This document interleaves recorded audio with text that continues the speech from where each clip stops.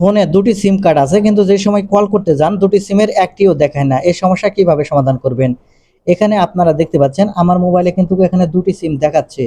কিন্তু আমি যদি একটি নম্বরে কল করতে যাই সে দেখা যাবে একটি নম্বর দিয়ে শুধু কল যাবে। এক সিম দিয়েই কল যাবে, দ্বিতীয় সিম কোনো জায়গায় এখানে দেখাবে না।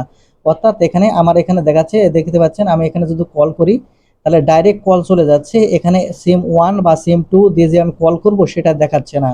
ঠিক এরকম সমস্যা যদি আপনার থেকে থাকে যে আপনার মোবাইলে সবসময় দুটি সিম থাকার পরেও কল করলে একটি সিম দিয়ে কল যায়, দুটি সিম এখানে শো করে না, এরকম সমস্যা কিভাবে সমাধান করবেন আপনারা এই ভিডিওটির মাধ্যমে জানতে পারবেন।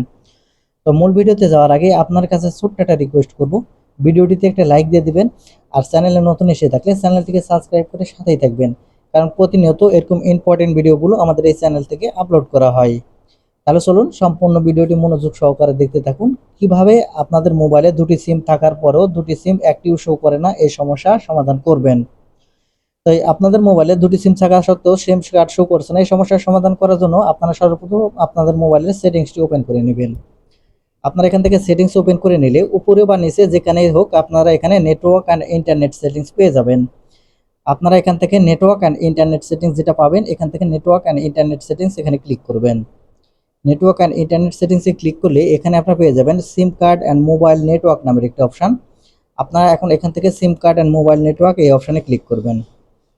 সিম কার্ড অ্যান্ড মোবাইল নেটওয়ার্ক এই অপশানে ক্লিক করলে একটু নিচের দিকে আসলে এখানে আপনারা পেয়ে যাবেন ফোন কল নামের একটি অপশান।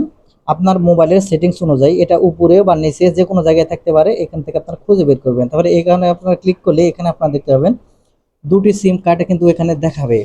এখন আপনাকে যে কাজটি করতে হবে এখানে আপনারা উপরে দেখতে পাবেন আস্ক এভরি টাইম যে অপশন, আপনারা এখান থেকে এই আস্ক এভরি টাইম এই অপশনটি সিলেক্ট করে দিবেন।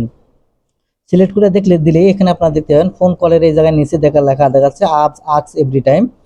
এখন আমি যদি আপনাদের কল করে দেখাই দেখতে পাচ্ছেন আমি উপরের এই নম্বরটিতে কল করে দেখাচ্ছি এখন সিম কার্ড শো করে কিনা।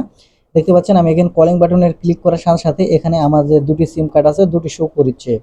এখন আমি চাইলে সিম 1 বা সিম 1 2 দিয়ে কল করতে পারবো। ঠিক এরকমভাবে আপনারা আপনাদের মোবাইলের সিম কার্ড যদি না শো করে কিভাবে সমাধান করবেন এইভাবে আপনারা খুব সহজে সমাধান করে নিতে পারবেন। ধন্যবাদ ভিডিওটি দেখার জন্য।